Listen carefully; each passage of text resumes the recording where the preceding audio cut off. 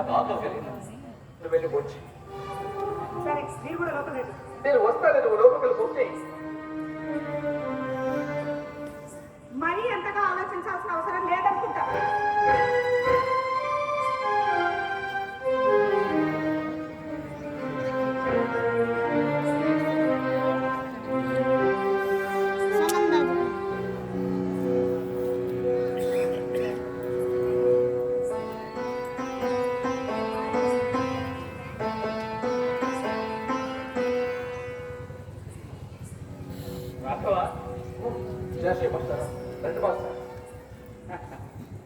చిన్నప్పుడు నేను స్కూల్లో చెప్పిన మాట ఇప్పటికీ పిచ్చ తప్పకుండా పాటిస్తున్నాను అన్నమాట. అవును మాస్టర్, ఈ రామాయణ మహాగ్రంథానికి ఒక పూటగా చదవకపోతే నాకు ఏదోలా ఉంటుంది. ఈ రామాయణ మహాగ్రంథాన్ని చదివి ప్రతి జీవితానికి మంచి మార్గం కనిపిస్తుంది. కూర్చోండి. బాగానే ఉన్నానమ్మా. అన్నట్టు నీకేదో కిడ్నీ ఆపరేషన్ జరిగిందట, ఆరోగ్యం ఎలా ఉంది? ఇప్పుడు బాగానే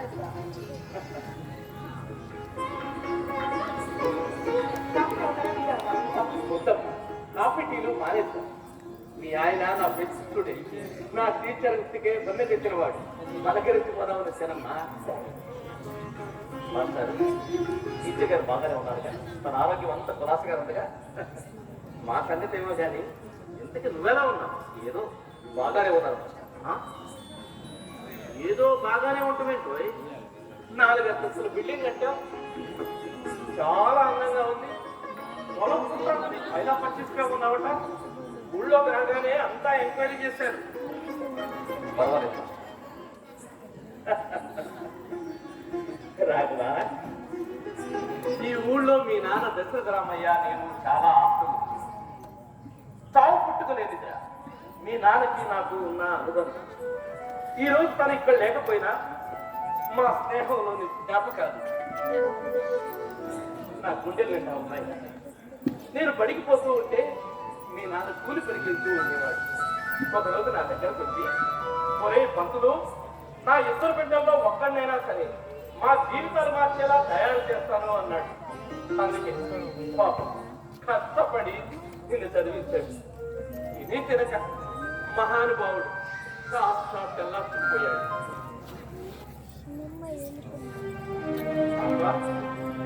కనీసం మీ ఇంట్లో నాన్న పుట్ట కూడా లేదా? అవునులే, పోయినోళ్ళంతా మంచివాళ్లే అంటారు. అన్నట్టు పోయినోళ్ళంటే గుర్తుకొచ్చింది, మీ తమ్ముడు రంగడికి కూడా బాగా చదువుకోవాలని ఆశగా ఉండేది. కానీ నీ ఒక్కడి ఫీజులు కట్టడానికి మీ నాన్న వాడిని స్కూల్ మానిపించి మధ్య మధ్యలో కూలి పరిగెడుతూ ఉండేవాడు. ఉన్న ఎకరా భూమి, ఇల్లు అమ్మేశారు. పట్టణంలో నీ చదువుల కోసం రాజుగారి 100 ఎకరాల చేపల చెరువుకు కాపలాగా ఒక కాకలో ఉండేవాడు. ఫీజులు కట్టడానికి రాజుగారి దగ్గర అప్పు చేశాడు మీ నాన్న. అప్పు చేసుకుంటానే చనిపోయాడు. అప్పుడు రంగనాథం రాజుగారి దగ్గర జీతగాడిగా మారి ఆ అప్పు ఇచ్చాడు. అంతేనా? నౌకర్లాగా నీకు ఎన్నో పనులు చేసి పెట్టాడా? నువ్వు స్టేట్ ఫస్ట్ లో పాస్ అయ్యావని తెలిసి ఊరంతా గర్వంగా చెప్పుకుంటూ తిరిగాడు. నీకు పెళ్ళనగానే వాడు ఎంత సంబరపడ్డాడో తెలుసా? ఏమైనా వాడు చాలా మంచోడు, చాలా మంచోడు. అరే మాకు టైమే మర్చిపోయాను. మా తమ్ముడు ఎదురు చూస్తూ ఉంటాడు. లంచ్ టైం అయింది. ఈ ఒక్క పూట మా ఇంట్లో పోతే మా తమ్ముడితో కలిసి భోజనం చేసి చాలా రోజులైంది. అసలు వాడిని కలుద్దామనే వచ్చాను. టైం అంతా నీతోనే గడిపేశాను. లాస్ట్ బస్కే వెళ్ళాలి. టీచర్ గారు ఒక్కటే ఎదురు చూస్తూ ఉంటాను. వస్తాను రాఘవా. మా తమ్ముడికి ఏమైంది బాగానే ఉన్నాడు. ఎంతసేపు మాట్లాడుతూ ఉంటే మౌనంగా ఉన్నామంటే వాడంటే ఇష్టం లేదేమో అనుకున్నాను. ఇష్టం లేకపోయినా కలవలేకపోయినా దిగిపోయే బంధం కాదురా అన్నదమ్ముల అనుబంధం. గుంటూరులో ఉండి కూడా మాకు కనిపించుకుని ఎందుకు తిరుగుతున్నాడో మాకు అర్థం కావట్లేదు. బంధం నేను గుంటూరులో ట్రైన్ దిగి బయటికి రాగానే ఆటోలు స్ట్రైక్ అని తెలిసి రిక్షా ఎక్కాను. డిఈఓ ఆఫీస్ దగ్గర రిక్షా దిగి డబ్బులు ఇవ్వబోతూ మొక్క చూస్తే మన రంగనాథం. అవును, నేను గుర్తుపట్టలేకపోయాను. ముఖానికి మాస్క్ పెట్టుకుని ఉన్నాడు. గడ్డం మాసింది, బాగా సిక్కిపోయాడు. ఇక వాడుకు ధరించిన గుడ్డల సంగతి చెప్పనే కూడదు. ఏంటో ఈ పని అంటే ఏదో అలా బ్రతకాలిగా మామ అంటూ ఊర్లోని బంధాన్ని కలిపాడు. వాడి స్థితిని చూసి జారిపడాలో, వాడి పలకరింపుకు గర్వపడాలో అర్థం కాక నిన్ను అందరాని మాటలు అనేసాడు. అప్పుడు కూడా వాడు ఏమన్నాడు తెలుసా? ఓవే మామ, మా అమ్మ మా ఇద్దరిని ఒకే గర్భాన కన్నా రాతలే కనలేదు కదా, ఎవరి అదృష్టం వాళ్ళది, మా అన్న వదిన పిల్లలు బాగుంటే అంతే చాలు అన్నాడు. ఆ స్థితిలో ఉండి కూడా నువ్వంటే వాడికి ఎంత ఆపేక్ష. ఏమైనా వాడు చాలా మంచోడురా, చాలా మంచోడు. అన్నట్టు బాబా సంగతి వాడికి ఏదో తిట్టిను ఊపిరితిత్తులో బాగా చేయాలంట. దేవాపురం వెంకటరామయ్య గారి బారు పాత్రలో అద్దె కొట్టున్నాడని తెలిసింది. నేను డబ్బులు ఇవ్వబోతూ ఉంటే నేను ఇంకా ఆ స్థితికి రాలేదులే మామ అంటూ రిక్షా లాక్కుంటూ వెళ్ళిపోయాక ఎత్తుపోయేవాళ్ళు లేపొచ్చు కానీ ఎత్తుకు పోతున్నట్టు నటించేవాళ్ళు లేపలేక అసలు మాకు కనిపించకుండా ఎందుకు తిరుగుతాడో నాకు అర్థంగా ఉంది.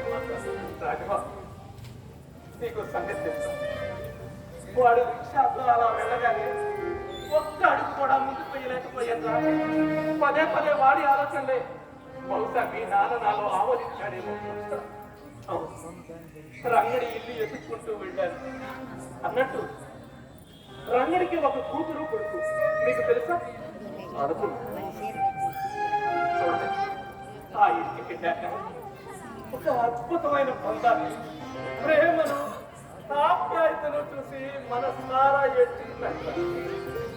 ఆ ఇంటి ముందుకెళ్ళాగా రంగడి కూతురు అంట్లు తవ్వుతూ, కొడుకేమో అన్నం ప్లేట్లోని గంజో ఎంత తాగుతూ ఉన్నాడు.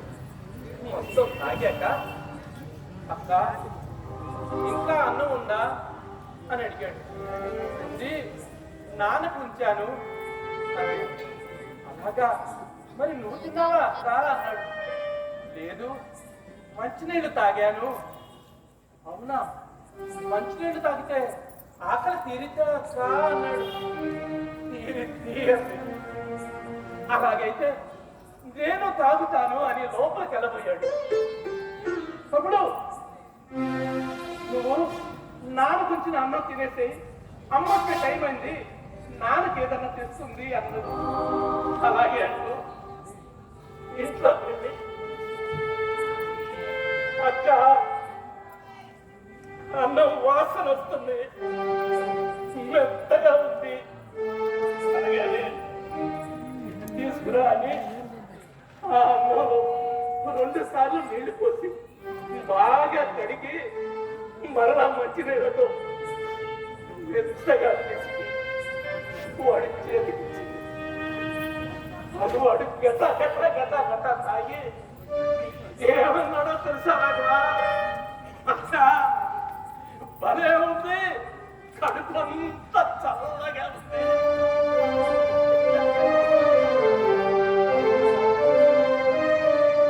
వాడి మాటల్లో తీయదను, ఆ అక్కలోని అమ్మతనం, ఆ ప్రేమ ఎక్కడ దొరుకుతుంది? ఎక్కడ దొరుకుతుంది?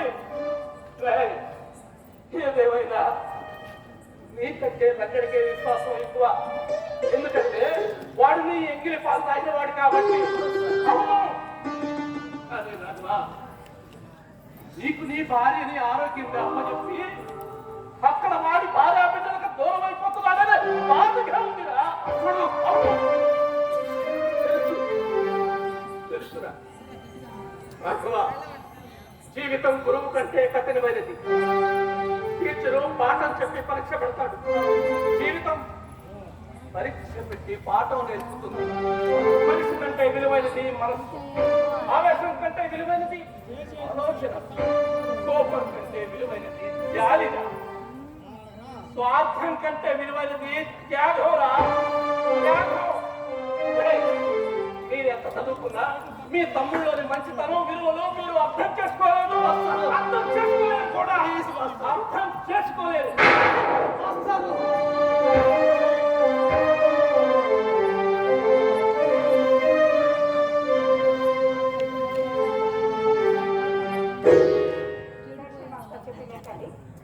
ఏమిటి? ఏమీ లేకపోతే మీ భార్య మీకు ఆరోగ్యంగా అప్పచెప్పి మీ తమ్ముడు తన భార్య బిడ్డలకు దూరం అవ్వడం ఏంటి? అబ్బా, ఏమీ లేదని చెప్పారు కదా. కదా. బీపీ తెచ్చుకోకు. టాబ్లెట్ చేసుకున్నావా? మంచిది తెస్తాను.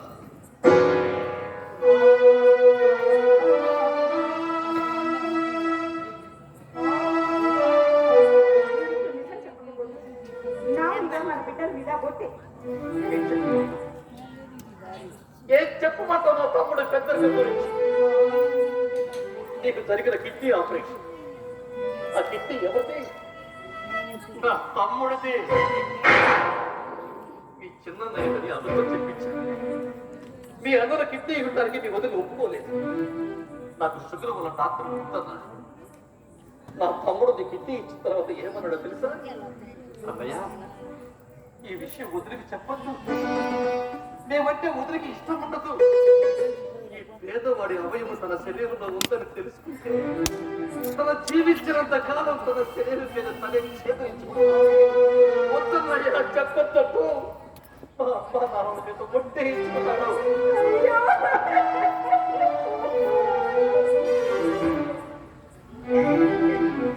ఇంతకాలం ఈ విషయం నాకెందుకు చెప్పలేదు? ముందే చెప్పుంటే నా మరిది కాళ్ళ మీద పడి నాలో ఉన్న ఆహ్లానాన్ని కడిగేసుకునేది. నా మరిదిని అనుకునేది ఇంటికి తెచ్చుకునేదాన్ని కదా. ఆపరేషన్ అయిన తర్వాత నా తమ్ముడు ఒక సపరేట్ రూమ్ లో వచ్చి ట్రీట్మెంట్ చేయించాడు. వాడికి ఏ లోటు రాకుండా చూసుకున్నాను. వాడు డిశ్చార్జ్ చేస్తుంటే తమ్ముడు ఈ డబ్బు తీసుకున్నారంటే వాడు ఏమన్నాడు తెలుసా?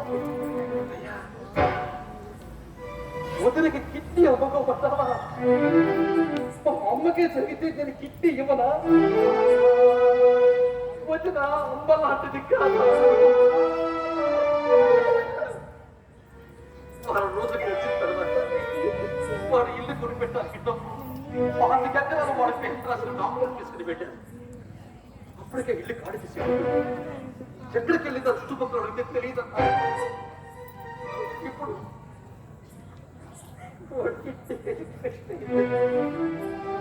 ఎంతగానో బాగానే ఉండడం అనుకున్నారు లక్ష్మి. ఎంతగానో బాగానే నేను మీ తమ్ముడి కంటే నాకు ఎంతో విలువిచ్చాను.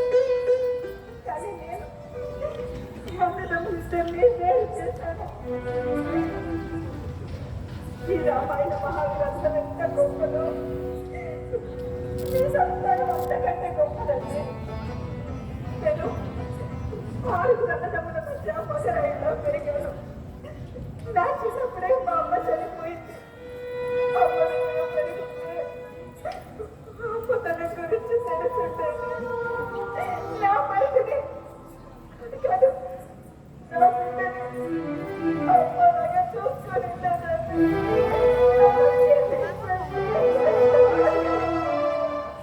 నా తమ్ముడిని కాపాడుకోవాలి లక్ష్మి.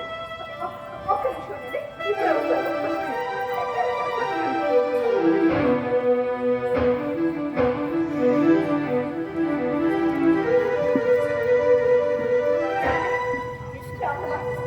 పన్నాలు కొనుక్కోమని నా 6 నెలలు 6 లక్షలు ఇచ్చారు.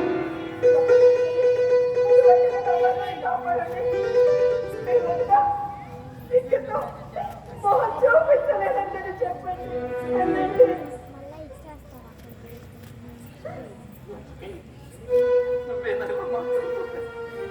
అవునండి, మనకి పెళ్ళై 15 ఏళ్ళయింది.